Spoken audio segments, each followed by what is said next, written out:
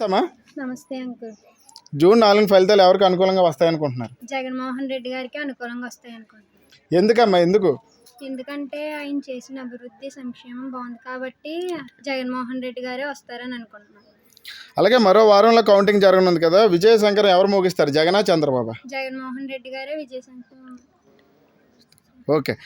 అలాగే మరి జగన్ పాలన మంచి జరిగిందా, చంద్రబాబు పాలన మంచి జరిగిందా? జగన్మోహన్ రెడ్డి గారి పాలనలోనే మంచి జరిగింది. ఏం జరిగిందమ్మా? మంచి అంటే ఏం చేశారు ఆయన? మంచి అంటే మా ఊర్లో స్కూల్ అది బాగా డెవలప్ చేశారు. స్కూల్లో వాష్రూమ్స్ అని, ఫ్యాన్స్ అని, బెంచీస్ అని వేయించారు.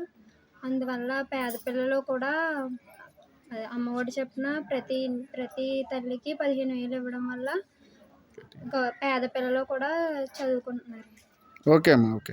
ఇక చూస్తే మరి జగన్ సీఎం అవుతాడు వైసీపీ వాళ్ళు, చంద్రబాబు సీఎం అవుతాడని టీడీపీ వాళ్ళు అంటున్నారు. మీరేమంటారు దాని గురించి? జగన్మోహన్ రెడ్డి గారే సీఎం అవుతారని.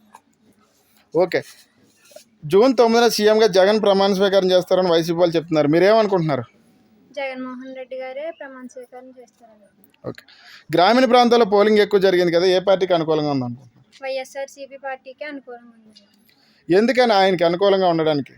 ఎందుకంటే ఊరినది బాగా అభివృద్ధి చేశారు కావున జగన్మోహన్ రెడ్డి గారే వస్తారు. ఏం చేశారు అభివృద్ధి అంటే? మీ గ్రామానికి వచ్చి ఏం తీసుకొచ్చారు అభివృద్ధి?